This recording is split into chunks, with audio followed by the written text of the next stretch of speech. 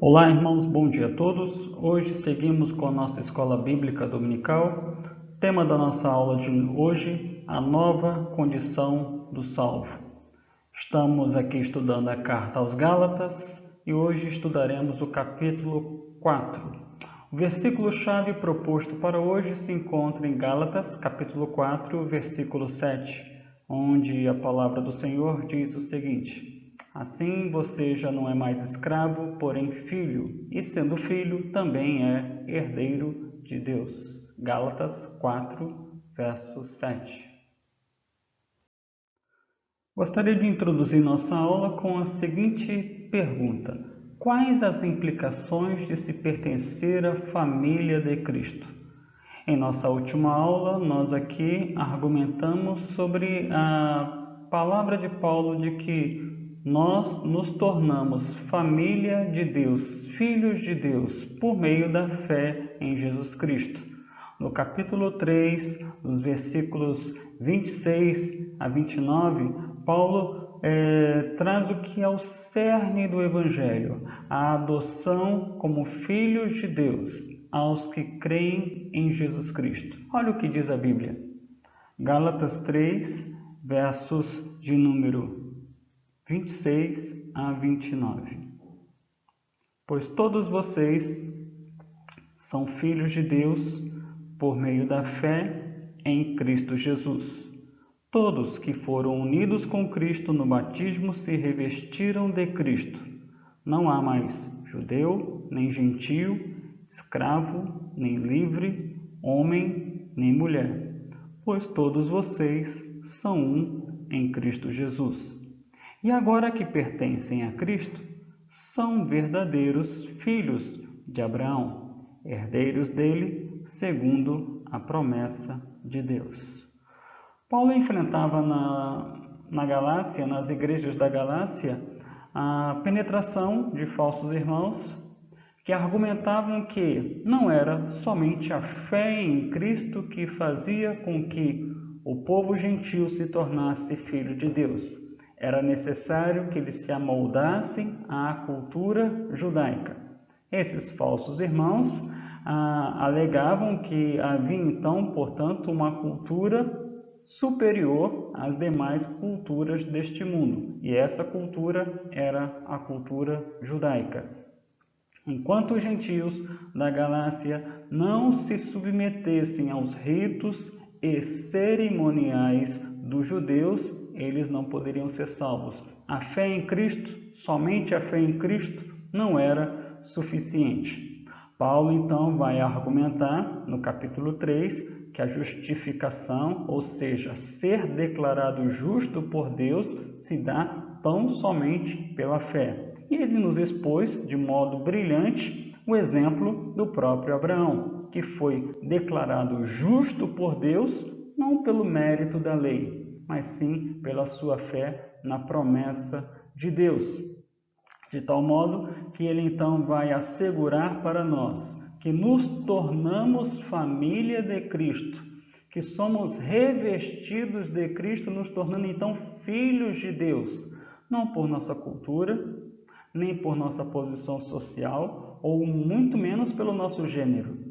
Nós herdamos a herança de Deus, independente de cultura, independente de posição social ou gênero. Nós herdamos o reino de Deus tão somente porque nos revestimos dos méritos de Cristo na cruz do Calvário. Portanto, quais são as implicações de termos nos revestidos dos méritos de Cristo na cruz do Calvário, mediante a fé que nele depositamos? A ideia que proponho para a nossa aula de hoje é a seguinte: Jesus Cristo nos libertou do jugo da lei e, assim sendo, não somos mais filhos da escravidão, mas sim filhos da liberdade, adotados por Deus para uma vida de intimidade com Ele por meio da fé que depositamos em seu Filho.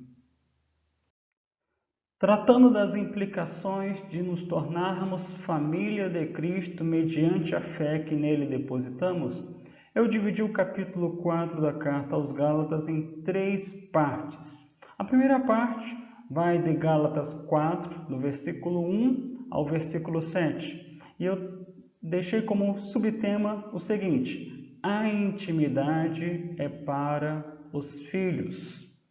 Gálatas 4, versículos 4 e 5. A palavra do Senhor diz o seguinte: mas quando chegou o tempo certo, Deus enviou seu Filho, nascido de uma mulher e sob a lei. Assim o fez para resgatar a nós que estávamos sob a lei, a fim de nos adotar como seus filhos.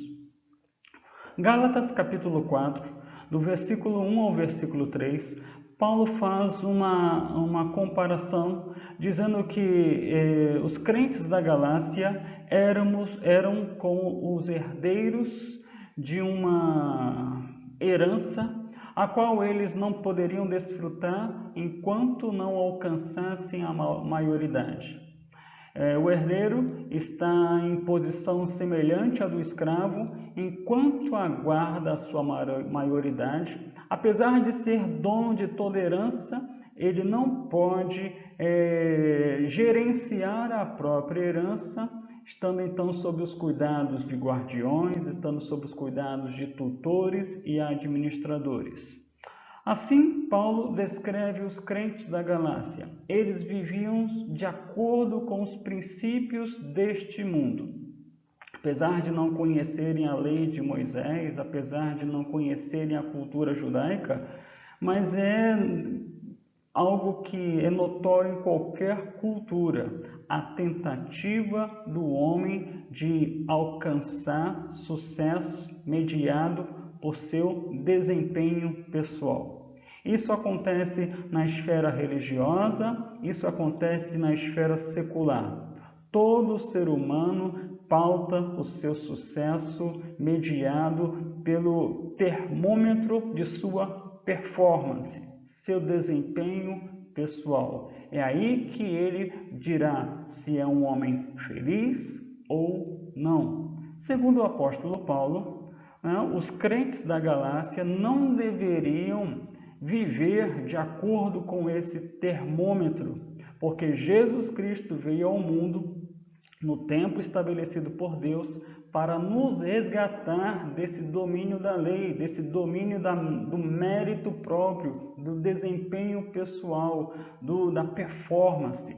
Graças ao amor de Deus revelado na cruz pelo nosso Senhor, nós fomos adotados por Deus como seus filhos, não mediados por padrões humanos, pelo esforço pessoal, por nossos próprios méritos, mas sim tão somente pela graça de Deus, mediante a fé depositada em seu Filho. Ou seja, recebemos a bênção da herança, independente de nossa cultura, independente de nossa condição social ou mesmo de nosso gênero.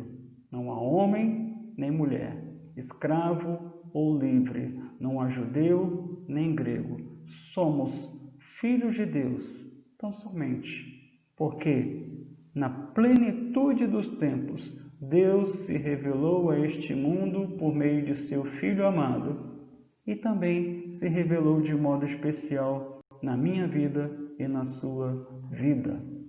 Portanto, meus irmãos, uma vez que nós sabemos que a intimidade não é para quem vive debaixo da lei, debaixo do padrão moral, do desempenho pessoal, mas sim para aqueles que vivem pela fé, debaixo da lei do Espírito e da vida, da fé em Cristo Jesus, não há motivos, é inadmissível retroceder. Gálatas, do capítulo 4, versículos de 8 a 20, Paulo vai falar a respeito disso. Retroceder nunca, render-se aos apelos da religião jamais. Versículos 8 e 9, Paulo argumenta o seguinte aos crentes da Galácia: antes de conhecerem a Deus, vocês eram escravos de supostos deuses que na verdade nem existem. Agora que conhecem a Deus, ou melhor, agora que Deus os conhece, por que desejam voltar atrás e tornar-se novamente escravos dos frágeis e inúteis princípios básicos deste mundo? Após experimentar em Cristo um nível de inigualável intimidade com Deus, por que razão voltar às práticas da religiosidade deste mundo?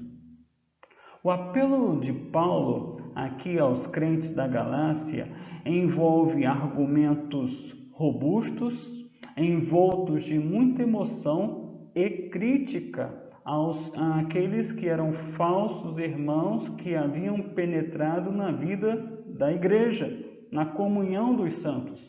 Esses falsos irmãos, com seus argumentos repletos de bajulação, o que eles queriam é tirar dos crentes da Galácia aquele nível de intimidade com o Senhor, do qual eles podiam conversar com Deus do mesmo modo que o próprio Jesus conversava com Deus, usando a expressão pai, paizinho, porque isso está nos primeiros versículos de Gálatas 4, Abba, Pai. Essa expressão foi uma expressão do próprio Cristo para com seu Pai. Segundo Paulo, nós podemos nos relacionar com Deus nesse nível de intimidade.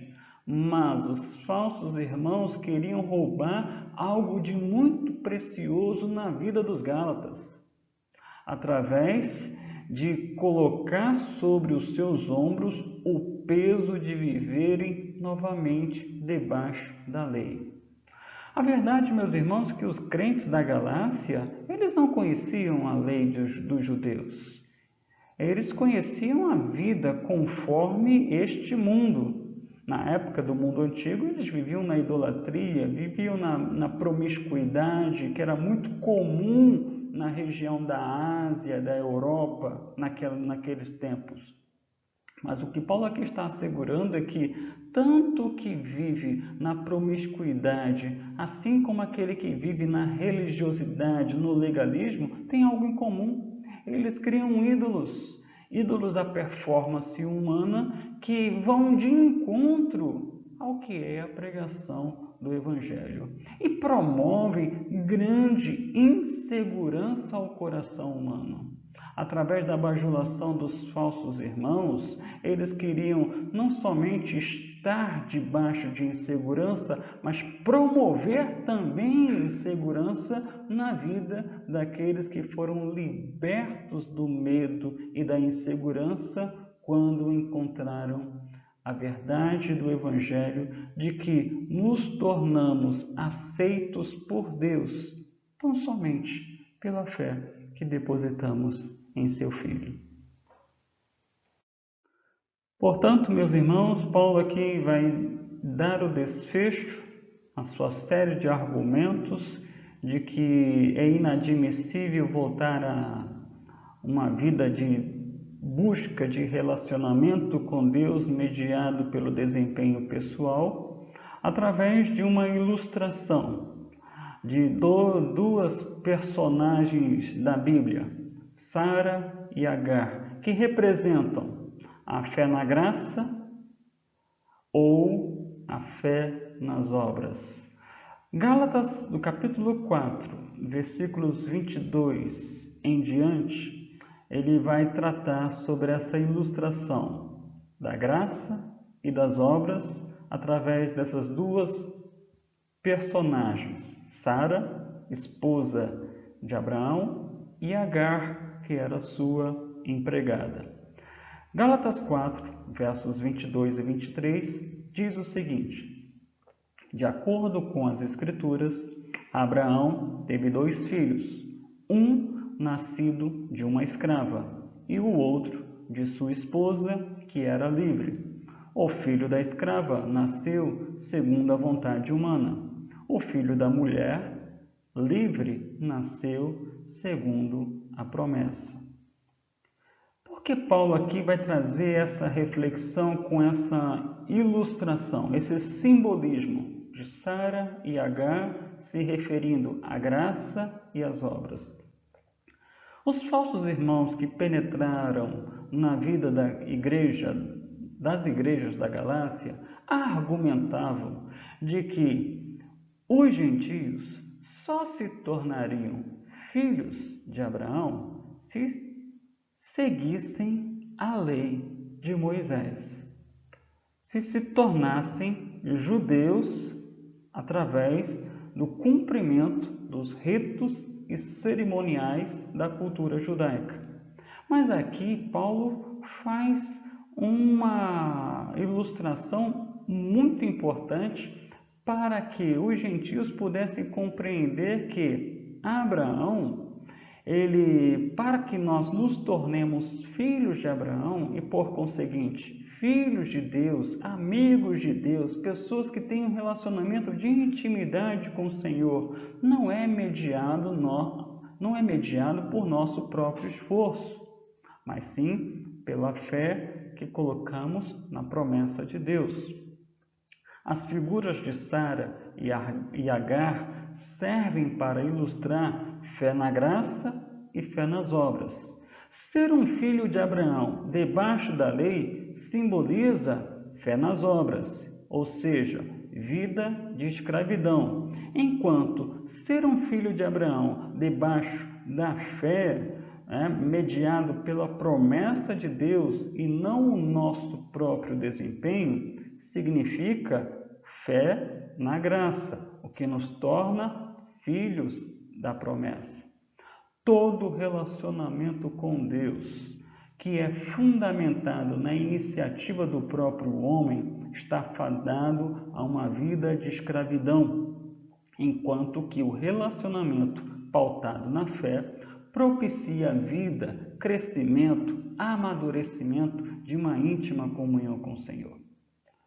Os irmãos, se conhecem a história de Sara e Agar, sabem que Abraão era casado com Sara e Sara era uma mulher estéril e já de idade avançada. Ou seja, no que dependesse do esforço humano, era impossível que Abraão pudesse ter um filho a partir de sua esposa.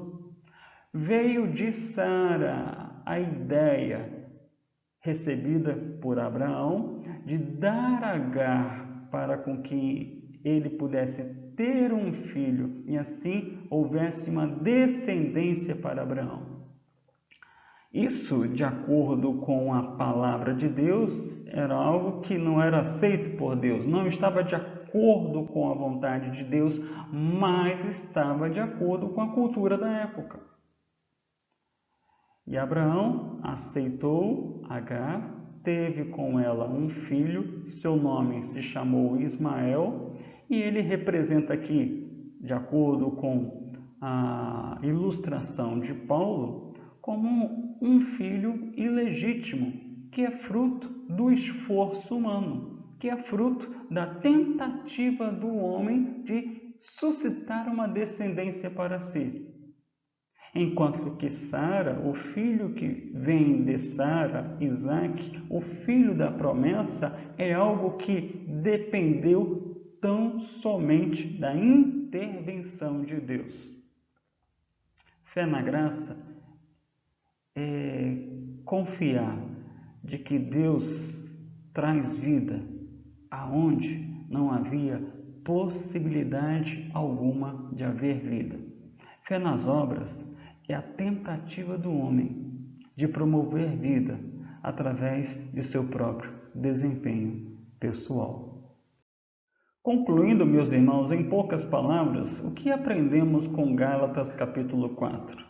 Quais são as implicações de nos tornarmos família de Cristo mediados pela fé que depositamos na cruz, na obra substitutiva de Jesus Cristo na cruz do Calvário?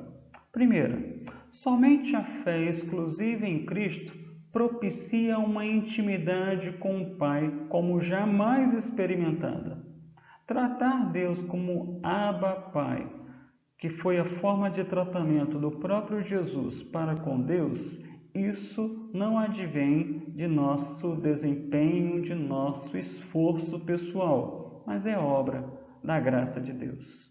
Se conhecemos a Deus, é porque antes Ele nos conheceu.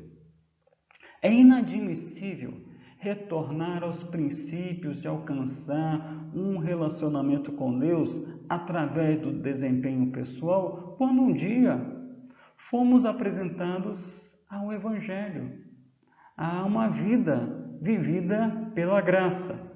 É como se nós tivéssemos recebido um presente e ficássemos então muito felizes com aquele presente, mas depois de um dado momento a gente devolvesse o presente porque achamos que não somos dignos daquele presente, mas passaríamos então a trabalhar com afinco para que pudéssemos ter aquele presente de volta, mas não mais como uma dádiva, mas sim como um mérito. Eu vou fazer jus para ter aquele presente que Deus havia me dado. O que vai trazer apenas insegurança, medo e inúmeros problemas emocionais, espirituais, inclusive de relacionamento. Não podemos retroceder a uma vida de religiosidade, seja uma vida de religiosidade formal ou da religiosidade que se tornou o secularismo deste mundo. Nós precisamos viver o Evangelho da Graça. O Evangelho da Graça que não nos torna pessoas que criticam aquele que é diferente, mas que entende que não existe cultura superior, não existe classe superior, não existe diferença entre o homem e a mulher no que tange ao relacionamento, à intimidade, ao desfrutar da herança de Deus. E por fim, quando reconhecemos nossa incapacidade humana, é que verdadeiramente experimentamos o poder do Evangelho em nossas vidas. Abraão tentou resolver o seu problema de não ter filhos através de Agar, e isso lhe causou grandes dificuldades na própria família, tanto que mais tarde Abraão se viu na necessidade de dispensar Agar e seu filho Ismael, porque estava havendo constrangimentos dentro da sua própria casa. Toda vez que o ser humano tenta resolver os seus problemas mediado pelo seu próprio esforço, desempenho pessoal, capacidade criativa, inteligência, ele cria dificuldades para si e para as pessoas que vivem ao seu redor. Dificuldades estas que podem persistir mesmo após sua partida. Que lembrem-se, meus irmãos, segundo a tradição, o povo árabe é descendente de Ismael, filho de Abraão com Agar. Abraão se foi, Agar se foi, Ismael se foi. Os árabes estão aí até hoje, sendo uma pedra no sapato do povo judeu. Tudo isso porque Abraão quis, através de seu próprio esforço, resolver um problema que ele via que com a sua esposa estava sendo inviável de acontecer, quando na verdade ele deveria manter-se firme na promessa que lhe foi feita, e ele creu nessa promessa de que o descendente viria de sua esposa. Reconhecer nossa incapacidade é experimentar o Evangelho poderoso na nossa história de vida. Então, meus irmãos, mantenha sua fé exclusiva em Cristo, porque é ela que te propicia relacionamento com Deus. Não pense em voltar atrás. Firme-se nessa fé e reconheça sempre a sua incapacidade, de tal modo que você experimente o poder do Evangelho em sua vida. Que Deus nos abençoe, um ótimo domingo a todos, nos vemos então na próxima semana.